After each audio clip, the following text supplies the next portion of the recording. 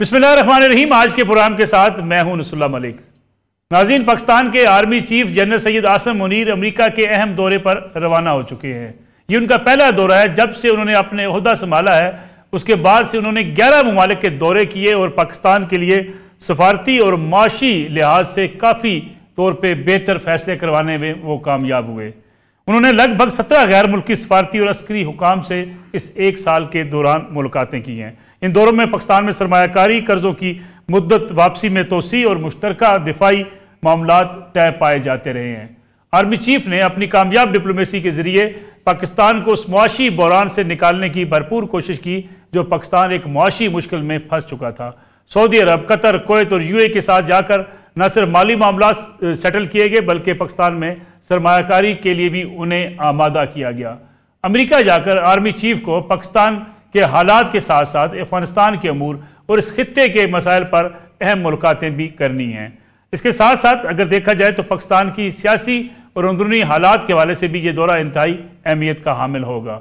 दूसरी तरफ अगर पाकिस्तान की सियासत की बात की जाए तो बिलावल भुट्टो जरदारी इस वक्त भी मुस्लिम लीग नवाज के खिलाफ और मौजूदा इस्टेब्लिशमेंट के खिलाफ हल्की फुल्की बयानबाजी करते हुए दिखाई देते हैं। आज तो उन्होंने ये भी कह दिया कि मुझे कहा गया कि केपीके के अंदर कन्वेंशन करने की ज़रूरत नहीं क्योंकि वहाँ वज़ीर आला का फैसला हो चुका है। आखिर इस किस्म की जारहाना सियासत बिलावल को करने की ज़रूरत क्यों पेश आ रही है, इस पर भी बात करेंगे आज के प्रोग्राम के अंदर। मेरे साथ मौजूद हैं जनाब ब्रिगेडियर रिटायर्ड हारिस नवाज साहब, दिफाई तजियाकार हैं, निगरान सूबाई वज़ीर दाखिला हैं सिंध से। ब्रिगेडियर साहब का बहुत शुक्रिया। अली मुमताज़ साहब सीनियर एंकर पर्सन हमारे साथ लाहौर स्टूडियो में मौजूद हैं। लियाकत शाबानी साहब सीनियर तजियाकार हमारे साथ मौजूद है और रिजवान उर्मान रजी साहब सीनियर साफ़ी सीनियर तजियाकार आज के प्रोग्राम में शरीक गुफ्तगू होंगे। ब्रिगेडियर रिटायर्ड हारिस नवाज साहब से प्रोग्राम का आगाज़ करते हैं। आर्मी चीफ का दौरा अमेरिका, कहा यह जा रहा था कि पाकिस्तान और अमेरिका के माबैन बहुत दूरियां बढ़ चुकी हैं, कितनी अहमियत का हामिल है?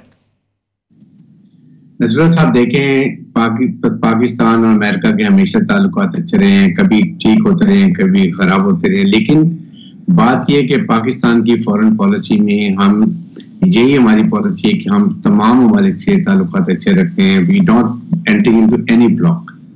हालांकि पर्सनली जो अपना रीजन होता है हमेशा उसमें हम स्ट्रॉन्ग होते हैं, तो उनके साथ हमेशा बहुत सरदर्द होती हैं, जिसमें रशिया है, चाइना है, ईरान है, उसके बाद हमारे हमसाया ममालिक हैं, तो ये मिडिल ईस्टर्न कंट्रीज हैं।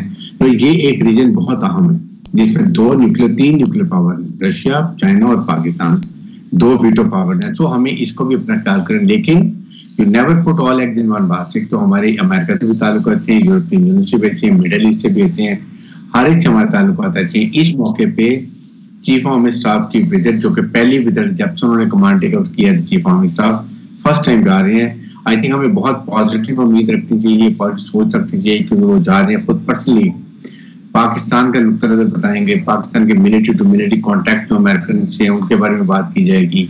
आई एम श्योर कि वो फॉरेन पॉलिसी के बारे में बात करेंगे, इस रीजन में व्हाट ऑल इज हैपनिंग, हमें क्या मुश्किलात हैं, इंडिया की तरफ से क्या मुश्किलात हैं, अफगानिस्तान की तरफ से क्यों ये इलीगल इमिग्रेंट को हम इतनी जल्दी भेजना चाह रहे हैं, हमें इसकी क्या मसाइल हो रहे हैं, ये डिटेल में डिस्कशन होनी चाहिए। और साथ ही साथ जो पैलेस्टाइन के हालात हैं वो भी जिक्र करेंगे। एटलीस्ट पाकिस्तान अपना नुक्ता जरूर बताएगा कि क्या वो सोचते हैं, क्या हमारी सोच है। Kashmir is another issue. फिर उसके बाद अफगानिस्तान में पोलिटिकल जो इस वक्त एक टर्मोइल है जिसमें इंस्टेबिलिटी है, उनकी फाइनेंशियल क्राइसिस हैं, वहाँ ग्रेटर कॉमन इकॉनमी से पाकिस्तान को प्रॉब्लम हो रही हैं। हमें अपने आप को कैसे इकोनॉमिक कंडीशन हमारी कैसे, हम कैसे इकोनॉमिक पॉलिसी रिवाइव कर रहे हैं कि पॉलिसी रिवाइव हो, बेहतर स्टेबिलिटी आ जाए। I think matters of all mutual interest will be discussed and it should be very timely with I wish कि इसके बहुत fruitful इंशाल्लाह रिजल्ट होंगे। हारिस नवाज साहब, एक बात हम अक्सर करते हैं यहाँ पे अफगान महाजिरीन की वापसी और उन अफगानियों की वापसी जिनके पास डॉक्यूमेंट्स नहीं हैं, पाकिस्तान में गैर कानूनी तौर पर रह रहे हैं। कुछ हल्के कहते हैं कि दबाव है पाकिस्तान के ऊपर, क्या कोई ऐसा दबाव मौजूद है जिसका जिक्र आर्मी चीफ अपने दौरे के दौरान अमरीकी हुकाम से कर सकते हैं? देखिए, जनरली काफी ममालिक ने और फिर इसके बाद ये एमनेस्टी इंटरनेशनल, ह्यूमन राइट्स बात करते हैं, उनको अफगान पैलेस्टाइन तो नजर नहीं आता। हमें अपने पाकिस्तान के मसाइल हैं और उस पर पाकिस्तान की अवाम, हुकूमत पाकिस्तान उसकी रिस्पॉन्सिबल है। हमने वो स्टेप लेने जो पाकिस्तान की बेहतर हो, पाकिस्तान में स्टेबिलिटी है, फॉरेन इन्वेस्टमेंट है और हमारी इकॉनमी रिवाइव फर्द हो सके, जो आगे से बहुत बेहतर हो रही है, अवाम खुशहाली के लिए होनी चाहिए, ये हमारी तहफ़्फ़ुज़ात है। हमें किसी और से ताल्लुक नहीं है। What all we are doing Afghanistan, we will tell them. और अफगानिस्तान में क्या एक्सपेक्ट करते हैं वो भी जरूर डिस्कस किया जाएगा। आई एम श्योर कि अमेरिका विल अंडरस्टैंड पाकिस्तान की और आर मिलिट्री की रिक्वायरमेंट, मिलिट्री की ऑब्जर्वेशन, मिलिट्री के हमारे तहफ़्फ़ुज़ात, और उसको रीड्रेस करने की कोशिश की जाएगी। That is what we wanted. हमें अपने मुल्क को ठीक करना है, हमें मिल के सोचना है। यूनाइटेड पाकिस्तान के जी, पाकिस्तान की पोलिटिकल पार्टीज, पाकिस्तान की मिलिट्री, पाकिस्तान के अवाम क्या सोचते हैं पाकिस्तान के लिए, आई एम श्योर इस नुकता को जरूर वहाँ जाकर बयान करेंगे।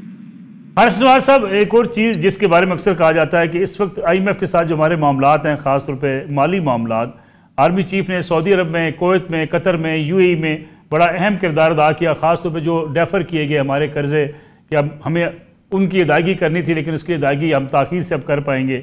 IMF के साथ मामलात भी डिस्कस हो सकते हैं अमरीकी हुकाम से?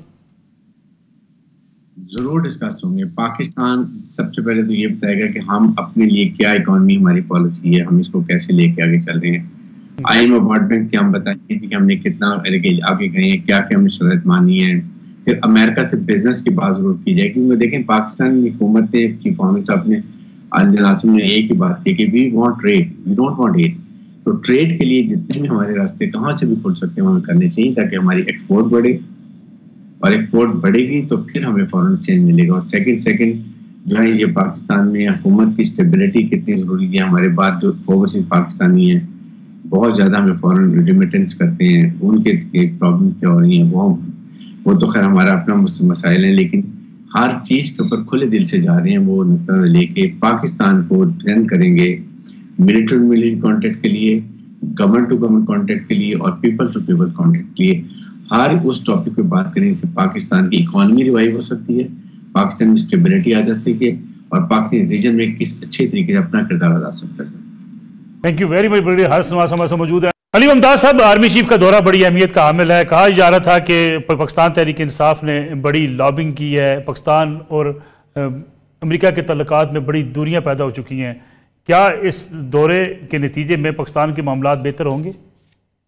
देखें, PTI की अगर जो हम जिसको डिक्लेयर कर रहे हैं कि उन्होंने लॉबिंग की, तो सबसे पहले तो ये कि क्या सिर्फ पाकिस्तान तहरीक इंसाफ वो वाहिद पोलिटिकल पार्टी है मुल्क की जिसने अमेरिका में बैठ कर मुख्तलिफ लॉबिस के ज़रिए लॉबिंग की। हुसैन हक्कानी का ताल्लुक पाकिस्तान पीपल्स पार्टी से रहा, और फिर इसी तरीके से वो आपको याद है जो वाक़या था मंसूर इजाज़ और हुसैन हक्कानी को लेकर। इसी तरीके से और भी ममालिक में जाकर मुलाकातें होती हैं, लोग मुलाकातें करते हैं। पाकिस्तान में भी आके जो मुख्तलिफ एम्बेसडर्स हैं, हाई कमिश्नर्स हैं, मुलाकातें करते हैं। लॉबिंग की जहाँ तक बात है कि पाकिस्तान तहरीक इंसाफ हो या किसी भी और पॉलिटिकल पार्टी की पाकिस्तान में हुकूमत हो या अपोजिशन की पॉलिटिकल पार्टी हो, आप ये देखिए कि हर किसी की कोशिश होती है कि अमेरिका के साथ हमारे ताल्लुकात अच्छे हों। और अमेरिका के साथ ताल्लुकात का अच्छा होना इसलिए भी ज़रूरी है बिकॉज आप चाहे जितनी मर्जी कोशिश कर लें, आप अमेरिका एक सुपर पावर, आप उसको रूल आउट नहीं कर सकते हैं। हमें फाइनेंशियल एड भी चाहिए, हमें दीगर और मामलात में भी सपोर्ट चाहिए। तो हम अपने आप को, जिस तरह अभी हारिस नवाज साहब कह रहे थे उनके साथ, कि हम अपने आप को बिल्कुल ही कॉर्नर करके नहीं रख सकते। हम कह देंगे जी हमने अमेरिका से ताल्लुकात नहीं रखने, हमने फलां से रखने और फलां से रखने, हमने सबके साथ अपने रिलेशन रखने हैं। और हमें यह भी देखना है कि हमारा बड़ा हॉस्टाइल नेबर है, और दूसरी तरफ अफगानिस्तान की जो सूरत हाल है, तो अमेरिका को तो कोई अवॉइड या कोई इग्नोर तो कर नहीं सकता है। जहां तक बात है कि प्रोपेगेंडा किया गया है, तो वो एक पॉलिटिकल पार्टी का नैरेटिव था, उस नैरेटिव को लेकर चले। मौलाना फजलुर रहमान साहब भी अपना नैरेटिव लेकर चलते हैं, हर पॉलिटिकल पार्टी करती है। मुझे याद है कि जब ये IDP स्वात से आकर रह रहे थे नौशहरा और मुख्तलिफ इलाकों में, मर्दान में, वहां पर IDP कैंप्स लगे हुए थे, तो जो मौलाना फजलुर रहमान की पार्टी से अली मुमताज आपने क्या पाकिस्तान की सियासी जमातें, मौलाना फजल रहमान कोई भी हो, अमरीकी मुखालिफ सेंटीमेंट्स जब बेचना शुरू होती हैं, उन्हें इस बात का अंदाज़ा नहीं होता कि सफारती तल्लुकात एक अलग चीज़ होते हैं, मुल्क की सियासत, अंदरूनी सियासत एक अलग चीज़ होती है। देखिए, उनको जब जाकर एहसास होता है कि जब इक़्तिदार में आ जाते हैं, और इक़्तिदार में भी आकर ये दूसरा एहसास शुरू हो जाता है, और वो एहसास होता है इक़्तिदार को तूल देने का। हर किसी को ये तासुर जाता है और हर कोई ये समझता है कि मेरा इक़्तिदार जो है वो दो तरफ से गारंटी उसको मिल सकती है। एक इस्टेब्लिशमेंट की तरफ से कि मैं इस्टेब्लिशमेंट के साथ मामलात अपने ताल्लुकात ठीक रखूँ।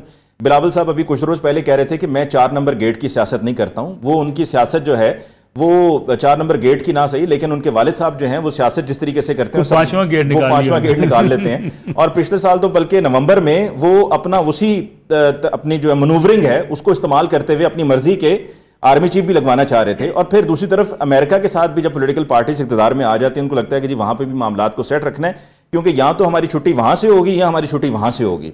वो वहां पर आकर कुछ लोग अपनी छुट्टी खुद ही कर लेते हैं। इसमें मुझे बात करनी है वैसे कि इस वक्त बिलावल भुट्टो जरदारी इतनी जारहाना मूड में क्यों है। रिजवान अजीज साहब, अमरीकी दौरा, आर्मी चीफ का पहला अमरीकी दौरा, आप समझ रहे हैं कि कम से कम पाकिस्तान के जो तल्लुकात थे अमरीका के साथ, जिसमें यह कहा जा रहा था कि शायद अब बड़ी सरदमोरी आ चुकी है, दूरियां पैदा हो चुकी हैं, अमरीका पाकिस्तान के अब इतना करीब नहीं रहा, पाकिस्तान की पॉलिसी शिफ्ट कर चुकी है चीन की तरफ, आप समझ रहे हैं कि हम बैलेंस रख पाएंगे और ये दौरा बड़ा अहम होगा? देखिए, अगर आप IMF के पैकेज की अप्रूवल वाली जो मीटिंग है, जो $3 अरब हमें मिला, और जो हमारा पिछला जो था वो $6-6.25 अरब वाला जो सस्पेंड हो गया था, उसको समेटने का फैसला हुआ, उस वक्त तक यही सूरत हाल थी कि अमेरिकन जो थे वो हमें कोई लिफ्ट करवाने के लिए तैयार नहीं थे। और फिर आफा साहब तशरीफ लाते हैं और नवंबर के बाद फिर हम नए रीअसर्ट करते हैं अपने आप को और IMF को अप्रोच करते हैं, और IMF कहता है कि वो पैकेज तो हम नहीं देंगे आपको, रिज्यूम नहीं करेंगे जो इमरान अहमद खान ने अली साहब को दिया था, उसकी बजाय आप जो है ये नया पैकेज हमसे ले लीजिए, उसको हम वाइंड अप कर देते हैं। तो ये वाइंड अप हुआ। तो इसका मतलब है कि अगर ये थोड़ी सी रायत दी गई थी पाकिस्तान को, तो इसके बैकएंड के ऊपर कुछ अंडरटेकिंग्स भी थी, और वो फिर अंडरटेकिंग सामने भी आ गई। 28,000-29,000 के करीब लोग थे जो अमेरिका के अफगानिस्तान के अंदर अमेरिकन के और नेटो के बाकायदा एजेंट्स के तौर पे काम करते रहे, खास तौर पे NDS के वो लोग जिन्हें रा ने ट्रेन किया, और वो ट्यून है एंटी पाकिस्तानिज्म के हवाले से, लेकिन जब वो अफगानिस्तान से भागे हैं तो उनको पनाह पाकिस्तान ने दी है, अफगानिस्तान ने नहीं दी। और उनके 2.5 साल क़याम के दौरान पाकिस्तान के अंदर कश्मीर और कश्मीर जहाज से मिले हर शख्स के ऊपर जो था वो हमले होते हैं, टारगेट किलिंग होती है, और उसके बाद पाकिस्तान अमेरिकन को कहता है ये तुम्हारा गंद है, इसको वापस ले जाए। मेरा ख्याल ये है कि अमेरिकन जो हैं वो उनको अब हमारा नुक्ता नजर वाज़ेह है, अमेरिकन अब शायद उनको कतर में ले जाने के बारे में सोच रहे हों। लेकिन इस दौरे की अहमियत यूं भी है कि अमेरिकन जो है अब आपको अपने आप को अरब पेनिनसुला के अंदर, सऊदी अरब, बहरीन, कतर, मुत्तहिदा अरब अमारात के अंदर अपने आप को इजी फील नहीं करते, और ओमान के अंदर भी।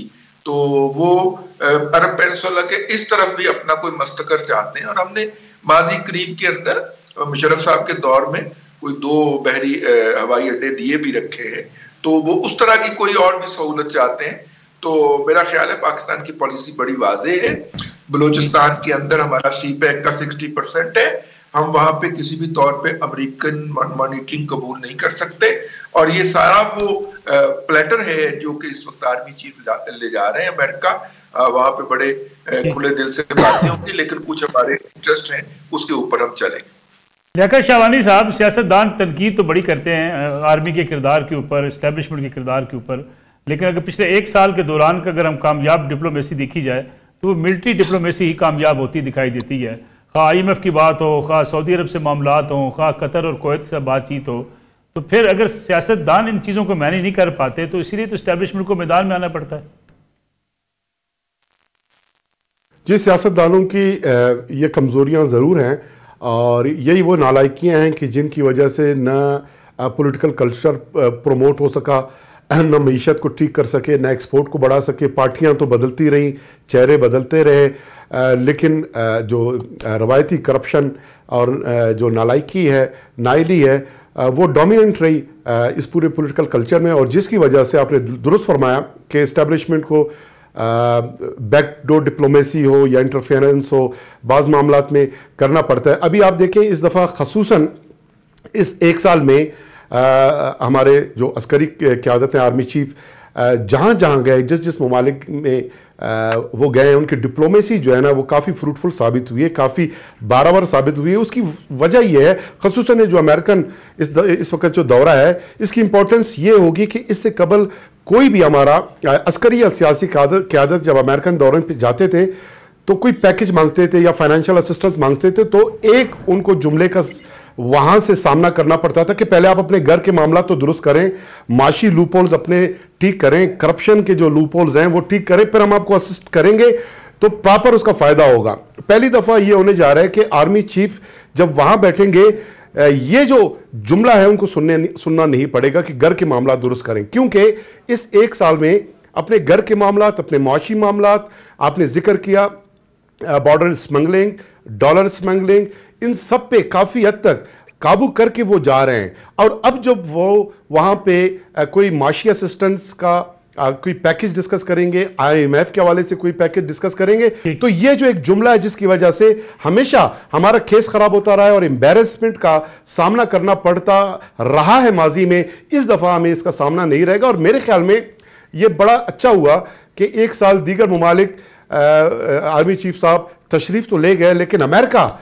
जिसकी इंपॉर्टेंस दीगर ममालिक से तो ज्यादा है, लेकिन उनको बाद में रखा गया, यानी ऑलमोस्ट एक साल के बाद आर्मी चीफ वहां पर तशरीफ ले जा रहे हैं। तो ये जो एक ग्राउंड हमने ठीक किया है, माशी लूपोल्स अब भी हैं लेकिन काफी हद तक दुरुस्त हुए हैं, डॉलर का जो कीमत है रिड्यूस हुआ है, एक ओवरऑल एक मैसेज पाकिस्तान के अंदर और दुनिया के अंदर कन्वे हो रहा है कि पाकिस्तान में जो गुड गवर्नेंस है वो ट्रैक पे शिवानी साहब, मुझे एक कमर्शियल ब्रेक लेनी है, छोटी सी कमर्शियल ब्रेक से जब वापस आते हैं तो बात करते हैं बिलावल भुट्टो जरदारी जो नारे लगा रहे हैं कि एक इलेक्शन जो है, एक जेल से बचने के लिए, दूसरा जेल से निकलने के लिए इंतखाबात में हिस्सा ले रहे हैं, लेकिन हमारा मुकाबला कोई कर नहीं सकता। बिलावल की जो पिच बड़ी हाई है इस वक्त, बिलावल समझते हैं कि शायद इलेक्शन का मैदान वो जीत चुके हैं। और दूसरी तरफ पाकिस्तान ट्रांसपेरेंसी इंटरनेशनल की पाकिस्तान के हवाले से जारी करदा रिपोर्ट में हम करप्शन पे कहाँ पहुँचे हैं, इस पर बात करेंगे एक ब्रेक के बाद। प्रोग्राम में एक बार फिर खुश आमदेद। अली मुमताज़ साहब, दो तीन चीज़ें मुझे आपके सामने रखनी है। पहली बात यह है कि बिलावल भुट्टो जरदारी के सख्त बयानात कि जी बस एक जेल से निकलने की कोशिश में है, दूसरा जेल से बचने की कोशिश में, लेकिन ट्रांसपेरेंसी इंटरनेशल की रिपोर्ट जो है अगर हम आपके सामने रखूँ तो उससे पता चलता है कि अदलिया पाकिस्तान के 3 करप्ट तरीन इदारों में, और पुलिस सबसे ज़्यादा करप्ट, ठेके देने और कॉन्ट्रैक्ट करने का शुबा, और फिर अदलिया, तालीम और सेहत के शुबे बिलतरतीब चौथे और 5वें नंबर पर करप्ट तरीन करार पाए हैं। वकामती हुकूमतें, land administration, custom excise, income tax 6, 7वें और 8वें नंबर पर करप्ट तरीन इदारे हैं। ये इदारे सुनते सुनते आप भी थक गए हैं, हम भी थक गए हैं। पुलिस करप्ट है, कस्टम में करप्शन होती है, इनकम टैक्स में करप्शन होती है। कभी हमने ये भी सोचा कि इसमें कोई कमी लाने के लिए कोई इकदाम किए गए? मेरे ख्याल से आप हो सकता है मुझसे इससे इत्तेफाक करें कि जो भी आप पहले सेगमेंट में बात कर रहे थे, एक तो अमेरिका का दौरा, और उसके अलावा ये है कि जो रिजल्ट्स हमें अभी मिल रहे हैं इकोनॉमिक फ्रंट पे भी और दीगर मामलात में, स्मगलिंग रोक दी और बाकी मामलात को भी ठीक किया गया, तो हम वैसे इलेक्शंस मांग किस वजह से रहे हैं? मुझे लगता है मलिक साहब अगले इलेक्शंस में आप भी वोट नहीं डालना चाहते हैं। आप भी चाहते हैं कि ये political parties, Pakistan Peoples Party, Pakistan Tehreek-e-Insaf, PMLN आकर इक़्तिदार ना संभाले, ना मौलाना फजल रहमान साहब आए, ना MQM पाकिस्तान आए, बल्कि जो मामला चल रहा है, जो सेटअप चल रहा है, ये चलता रहे। कम से कम हमारा डॉलर भी कंट्रोल में रहेगा, कम से कम ये जो करप्ट 3 इदारे हैं जैसे कि पुलिस है, जो अभी पंजाब पुलिस खासतौर पे अपनी वीडियोस और अपनी उनमें जो हमने पुलिस स्टेशन को फलां को जो है वो ड्राइंग रूम बना दिया, हमने खिदमत मरकज बना दिया, हमने ये कर दिया, वो कर दिया, हमने लाइसेंसिंग को बड़ा इंप्रूव कर दिया। आप जाकर देखें अदलिया का भी उसमें नाम है, उसमें पुलिस भी है, कस्टम्स भी है। ये सारे महकमे जो हैं ये काम कम करते हैं, बदमाशी ज़्यादा करते हैं। मैं आज ही किसी खातून पुलिस अफसर का इंटरव्यू किसी चैनल पे देख रहा था आपके पास यहाँ पर आने से पहले। मैं सोच रहा था इनकी तनख्वाह कितनी होगी, फिर मेरे जहन में फौरी तौर पर एक बात आई, मैं कि तनख्वाह की मैं क्या बात करता हूँ, मैं तनख्वाह के बारे में सोच भी क्यों रहा हूँ, ये तनख्वाह पर थोड़ी गुजारा करते होंगे। ये तो देखे ना, जाके कहीं से भी किसी का काम करवा दिया, उससे 4 पैसे पकड़ लिए, किसी को अंदर करवा दिया, 4 पैसे पकड़ लिए, किसी पे पर्चा ना होने दिया, 4 पैसे वहां से पकड़ लिए। तो ये इनको ठीक कौन कर सकता है? क्या हमारी पॉलिटिकल पार्टीज इनको ठीक कर सकती हैं? क्या पाकिस्तान तहरीक-ए-इंसाफ हो, PMLN हो? क्योंकि आजकल पाकिस्तान तहरीक-ए-इंसाफ के ज्यादा शोर है कि जी आएंगे तो वो सब कुछ ठीक कर देंगे। पहले क्या करके? तो उन्होंने पहले क्या किया? तो इसी तरह से PMLN भी आकर क्या करेगी? कुछ भी नहीं करेगी, कॉम्प्रोमाइजेस करेगी। जब इलेक्शंस को जीतने के लिए कॉम्प्रोमाइज करेंगे तो फिर इलेक्शंस को जीतने के बाद याद होगा शहबाज शरीफ साहब तो ये कहा करते थे कि कॉन्ट्रैक्ट्स में और ये जो करप्शन निचली सतह पे है ये हम खत्म ही नहीं कर सके, खुद मानते रहे। और वो अब भी जारी रहेगा, वो मामला चलता रहेगा, कस्टम्स में चलता रहेगा, एक्साइज में चलता रहेगा। देखें, जो उनसे आपने 16 माह में आपने उनके साथ एक तरीक़ेकार रखा, आपने उनको दिखाया, बताया कि भाई अगले वजीर आज़म आप हैं, मुल्क के यंगेस्ट प्राइम मिनिस्टर आप बनेंगे और अब आपने मामलात को आगे लेकर चलना है और you are in it, you are part of it. और फिर जब जैसे ही वो हुकूमत खत्म हुई PDM की, तो उसके बाद पता चला कि वो जो था कि जी next prime minister Bilawal Bhutto Zardari, वो तो कहानियां सारी सिर्फ उस दौर तक की, चौथी बार वाले आ गए। तो अब तो वो चौथी बार वाले आ गए और ऐसे वो सेट होकर आए हैं, ऐसा वो फ्लैट करके रोलर चलाकर आए हैं कि लग ही नहीं रहा है कि उनके अलावा कोई और हुकूमत में आएगा। वो तो बस ऐसी खाम एक फॉर्मेलिटी है इलेक्शंस में जाना। इलेक्शन कमीशन ने आपको शेड्यूल भी जारी किया है, वो फॉर्मेलिटी उसको जाली कह दिया गया, उन्होंने कहा ये फेक है जो दिया गया। रिजवान अजीज साहब, ये जो अली मुमताज साहब बात कर रहे हैं कि बिलावल साहब पुर उम्मीद थे, मुल्क के यंगस्टर वजीर आजम, शायद वहां से कुछ थोड़ी सी मायूसी की वजह से इतने गुस्से में। देखिए, मेरा नहीं ख्याल उन्होंने उम्मीद क्यों बांधी थी, उनसे तो पहले भी कोई इस तरह का वादा वाइद नहीं था और उनको पता था कि उनके साथ वादा वाइद नहीं है। वो परसेप्शन एक बिल्ड करने की कोशिश कर रहे थे। बिलावल साहब के पास अभी सियासत के लिए बहुत उम्र पड़ी हुई है, इस दफा नहीं तो वो अगले साल हो जाएंगे, और अगली दफा नहीं तो वो उससे अगले साल अगर उनकी पार्टी जो है वो कायम रहती है और वो लोगों से वोट लेती है तो मुंतखब हो जाएंगे। लेकिन दूसरी तरफ बात ये है, आज किसी PMLN के सियासतदान ने कही है कि बिलावल साहब को तो उनके वाला साहब सीरियस नहीं लेते तो हम क्यों लें। तो बेसिकली अपना आसिफ जरदारी साहब ने ये कह के दरअसल बिलावल को एक लाइसेंस दे दिया है कि तू जिन्नियां गाला कढ़नियां ने कढ़ ले पुत्र, तेनों कोई रोक टोक नहीं है।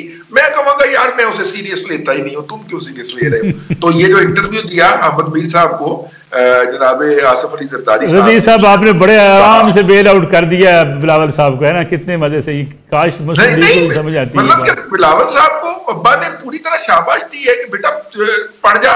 मैं इन्हें कहूंगा यार कोई बात नहीं, वो छोटा बच्चा है अभी, तुम बर्दाश्त करो। तो अब लेकिन उसमें देखिए उसका रिस्पॉन्स क्या आ रहा है पॉलिटिकल पार्टीज की तरफ से। मेरा नहीं ख्याल कोई पॉलिटिकल पार्टी उसी लैंग्वेज में या उससे इवन कम तर लैंग्वेज में बिलावल साहब को काउंटर करने की कोशिश कर रही है। तो किसी पॉलिटिकल लीडर को दावा करते हुए ये भी देखना चाहिए कि उसको रिस्पॉन्स क्यों नहीं मिल रहा। वो उसको रिस्पॉन्स नहीं मिल रहा पार्टीज की तरफ से। मैं और आप ही बैठ के यहाँ पे टीवी पे रौनक लगा देते हैं, या अली मुमताज साहब जो हैं वो थोड़ा सा इस मौजू के ऊपर लोगों की तवज्जो दिला देते हैं। उनके राइवल पॉलिटिकल पार्टीज नहीं इसके ऊपर रिस्पॉन्स कर रही। इस पे लेकिन रजी साहब जो बिलावल कह रहे हैं कि हमें मना किया गया वहां कन्वेंशन ना करें, वहां KPK के अंदर जलसे ना करें, मौलाना फजल रहमान को कहा जा रहा है उनको थ्रेट्स हैं, वो जलसे ना करें। शेर अफजल मरवत साहब जनाब मौजे मार रहे हैं, कन्वेंशन कर रहे हैं। हाँ, और शेर अफजल मरवत साहब जो हैं वो पकड़े भी जाते हैं, फिर पुलिस उनको हाथ जोड़ के रिहा भी कर देती है। ये साइंस मुझे समझ नहीं आ रही ना। और शेर अफजल मरवत साहब जो हैं वो बहुत सारे लोगों को टिकटों के वादे भी कर चुके हैं, और टिकटें जिस तरह PTI में दी जाती हैं, बल्कि साकिब निसार साहब का साहबजादा टिकट देता हुआ रंगे हाथों पकड़ा भी गया था, वो तरीकेकार आपको मालूम है। तो जिस तरह टिकटें दी जाती हैं वहां पे उस तरह की टिकटें वो दे भी चुके हैं। तो अब देखिए जब वो लिस्ट अनाउंस होती है जो कि अनकरीब PTI जैसे ही इलेक्शन कमीशन से अपनी लीगैलिटी करवा लेगी, तो उसके बाद वो लिस्ट तो जारी होनी है। मेरे ख्याल उस वक्त तक ये जो है ये यहाँ पे ऐसे ही रहेगा, उसके बाद हो सकता है फिर ये नजर ना आए। लियाकत शहवानी साहब, बिलावल भुट्टो जरदारी के KP के हवाले से जो ग्रीवेंसेज हैं कि हमें वहां से रोका गया, वो जेन्युइन है या महज वो अपनी KPK के अंदर अपनी पजीराई चाहते हैं? नहीं जी, पजीराई चाहते हैं, किसी ने कहीं भी नहीं रोका। अभी बलूचिस्तान तशरीफ लाए थे कोयटा में, 2-3 दिन जरदारी साहब बिलावल साहब यहाँ पर रह के गए हैं, मुलाकातें की हैं, जलसा आम किया है, किसी ने नहीं रोका। KP में भला क्यों रोकेगा, पाकिस्तान में वो घूमते फिर रहे हैं। अब जाहिर है कि यहाँ पर बलूचिस्तान में आजकल एक ट्रेंड चल पड़ा है तो पुराना ट्रेंड अब, लेकिन उस पर ज़्यादा एम्फेसाइज हो गया कि पब्लिक में जाने से बेहतर है कि चंद इलेक्टेबल्स को जो है पार्टी में शामिल किया जाए, नोटेबल्स को शामिल किया जाए, उनके वोट भी होते हैं, उनके पास नोट भी होता है। ये बड़ा आसान सियासत है।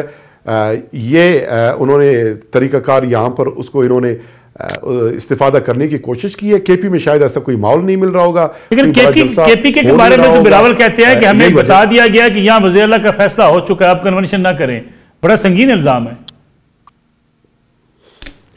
जी। वो तो प्राइम मिनिस्टर के बारे में भी यही कह रहे हैं कि प्राइम मिनिस्टर का भी फैसला हो चुका है। इवन सिंध के हवाले से इस वक्त वो खुद जो है सस्पिशियस हैं कि सिंध की गवर्नमेंट उनको मिलती है या नहीं मिलती। इतना उनको कंफर्म हो चुका है कि सिंध में इस दफ़ा अपोजिशन बड़ी टाइट उनको मिलेगी और पीपल्स पार्टी के अगेंस्ट जो है कि अलायंस वहाँ पर तश्कील पा रहा है, उस हवाले से कंफर्म है। लेकिन अभी भी सिंध के गवर्नमेंट के हवाले से भी कंफर्म नहीं है। असल में अपनी परफॉर्मेंस, कारकर्दगी जिन जमातों की होती है, आवाम के नब्ज पे जिनका हाथ होता है, तो वो प्रॉपर अपनी स्ट्रेटजी बना सकते हैं और तज्जिया भी कर सकते हैं और इस तरह की गुफ्तगू भी कर सकते हैं। फिर उन्हें गिमिक्स का, उन्हें इस तरह के कैमोफ्लाज का इस तरह नैरेटिव बनाने की ज़रूरत नहीं होती।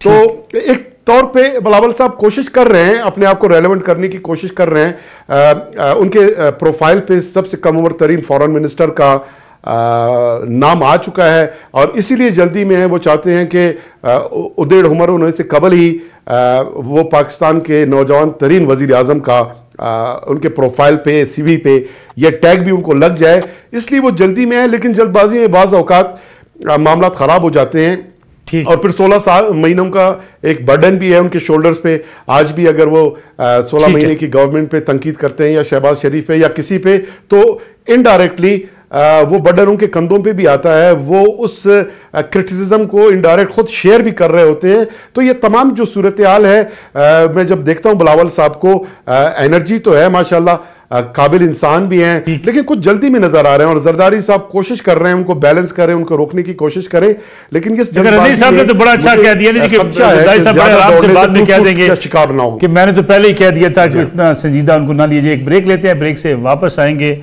तो जायजा लेंगे कि आने वाली हुकूमत जो है, जिसके बारे में कहा जा रहा है इलेक्शन तो हो जाएंगे, लेकिन क्या आवाम के हालात भी बदलेंगे, इस पर बात करते हैं ब्रेक के बाद। प्रोग्राम में एक बार फिर खुश आमदीद। अली मुमताज़ साहब, ये IPP सीटें मांग रही है, मुस्लिम लीग कायद आज़म ने सीटें मांग ली हैं, PMLN पंजाब में कितना हिस्सा दे पाएगी किसी को? मैं भी, आपने कहा ना IPPs, तो मुझे फौरन ज़हन में पता क्या है, मैं क्या पता है किसकी बात कर रहे हैं, इंडिपेंडेंट पावर प्रोड्यूसर्स की। वो फिर पता चला आप इस्तेकाम पाकिस्तान पार्टी की बात कर रहे हैं। देखिए वो यही समझ रहे थे, पावर प्रोड्यूसर तो है वैसे वो यही समझ रहे थे कि वो दरअसल पावर प्रोड्यूसर्स वही हैं, लेकिन अब उन्हें बताया गया है कि देखें वो सादा अक्सरियत चाह रहे हैं, उन्होंने हुकूमत बनानी है, उनकी हुकूमत नहीं बनेगी। अगर आप भी अलहदा से इलेक्शन लड़ रहे होंगे, आपके कैंडिडेट्स भी खड़े होंगे, तो पता चलेगा उनका भी हार गया, आपका भी हार गया, कोई तीसरा बीच में से जीत गया। अब इंडिया में वर्ल्ड कप हुआ तो उसमें यही लग रहा था सबको कि जी इंडियन टीम ही जो है वो जीतेगी वर्ल्ड कप और फाइनल तक पहुंचाना है। और उसमें यहां तक है कि कोहली को सेंचुरी कराने के लिए क्या क्या कुछ नहीं किया गया, इंडिया को जिताने के लिए क्या क्या कुछ नहीं किया गया, मैच से पहले पिच तब्दील कर दी गई, हर तरह की बातें सामने आ रही थी। तो आखिर में जाके इंडिया फाइनल में हार गया। खदशा इस बात का कि ये ना हो कि PMLN के साथ भी कुछ ऐसा ही हो कि इलेक्शन से पहले यही लग रहा है कि इलेक्शन उन्होंने जीतने और हुकूमत उन्होंने कायम करनी है, लेकिन जब वक्त आएगा तो पता चले कि जीत कोई और जाए। तो इस्तेकाम पाकिस्तान पार्टी भी साथ में इसलिए शामिल होगी, अगर आपकी भी पॉलिटिकल पार्टी होती है मलिक साहब, तो उस पॉलिटिकल पार्टी को भी कहते हैं कि जाके नवाज शरीफ साहब से मिल लो, ताकि उन्हें हर तरह से सीट्स मिले। अगला वजीर आजम बनाना है, और अगर उनको नहीं तो उनके भाई को बनाना है, पर बनाना नून से ही हमने। लेकिन पीपल्स पार्टी ने कुछ रोज पहले बयान दिया है कि शहबाज शरीफ साहब वजीर आजम है, मियां नवाज शरीफ नहीं है। वो इस वजह से बिकॉज वो नजर आ रहा है कि शहबाज शरीफ साहब जो है, अब देखे ना, एक दफा पहले भी बात हुई थी, सही या गलत, कि डिग्गी में बैठ के जाने की भी उनकी सलाहियत है। तो ये अब हर किसी में तो सलाहियत नहीं होती, बड़ा अजीब इल्जाम नहीं, लेकिन था ना, तो वो उससे पता ही चलता है कि वो फ्लेक्सिबल आदमी है ना। फ्लेक्सिबिलिटी ना हो तो आप डिग्गी में बैठ के कैसे जाएंगे? आप और मैं तो नहीं जा सकते ना, शहबाज शरीफ साहब भी चले गए। तो शहबाज शरीफ साहब में फ्लेक्सिबिलिटी है, उस तरह से वो एडजस्ट कर सकते हैं जिस तरह कोई और नहीं कर सकता है। तो इसलिए शहबाज शरीफ साहब की एक पर्सनैलिटी को लेते हुए, क्योंकि नवाज शरीफ साहब की एक हिस्ट्री है, आप उसको देखें कि वो बड़ा कई मरतबा स्टैंड लेते हैं और बड़ा उनकी स्टिफ अप्रोच होती है, और ये नहीं चाहिए। और यही कुछ इमरान खान साहब का भी मसला था। इमरान खान साहब भी जो है वो अपनी बात पे अड़ जाते थे। तो आप कहना चाह रहे हैं शहबाज शरीफ साहब अगर वज़ीर-ए-आज़म बन गए तो 5 साल पूरे करके तारीख रकम कर देंगे? जी वो 5 साल पूरे कर सकते हैं, लेकिन नवाज शरीफ साहब हुए तो अभी जब रजी साहब कह रहे थे ना कि जी बिलावल अभी नहीं तो अगले साल नहीं तो उससे अगले साल, मुझे लग रहा था कि रजी साहब के पास कोई अंदर की खबर है कि शायद अगले साल अगले टर्म पे। हाँ, वो ना, मुझे लग रहा था कि ये ना हो कि 1 साल के लिए हुकूमत ही चलवानी है अगली, तो फिर इलेक्शन हो जाने हैं। क्यों जी रजी साहब कोई अपसेट हो सकता है? कोई लगता है आपको मुल्क के हालात देख के, पिछले 76 साल तारीख देख के, इमरान खान साहब लोगों को जेल भेजते भेजते खुद जेल जा पहुंचे हैं, वहां से निकलने का इम्कान नजर तो कम ही आता है, लेकिन कुछ भी हो सकता है। लेकिन देखिए, अगर हम तारीखी पर्सपेक्टिव में देखें, मैं 1947 से पहले नहीं जाता, लेकिन अगर 1947 के बाद की बात देखें तो सोहरावर्दी साहब जो थे उनको जब तक बाहर नहीं भेज दिया, अयूब खान साहब ने हुकूमत नहीं की, लेकिन बाहर भेजने से पहले उनको सजा सुनाई गई। इसी तरह ज़ियाउल हक साहब ने उस वक्त तक सुकून से हुकूमत नहीं की जब तक बाप को फांसी देने के बावजूद भी बेनजीर भुट्टो और नुसरत भुट्टो बाहर नहीं चले गई और जाने भेजने से पहले उनको सजा भी सुनाई गई। इसी तरह नवाज शरीफ साहब जो है उनको आज के दिन 10 दिसंबर 2000 को, यानी कि 23 साल पहले, बिल्कुल एग्जैक्टली 23 साल पहले, मैं आज 10 दिसंबर को बात कर रहा हूं, बाहर जब तक नहीं भेज दिया जनाबे अपना मुशर्रफ साहब ने, तब तक उन्होंने सुकून से हुकूमत का आगाज नहीं किया। तो तरीकाकार ये है कि पहले जेल में जाएगा बंदा, फिर उसको सजा होगी, फिर उसकी सजा की माफी होगी और वो जिला वतन होगा।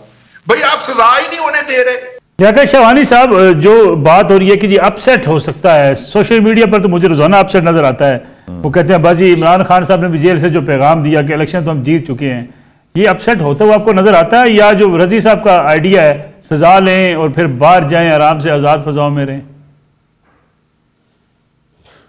तारीख तो यही बताती है जो रज़ी साहब बता रहे हैं।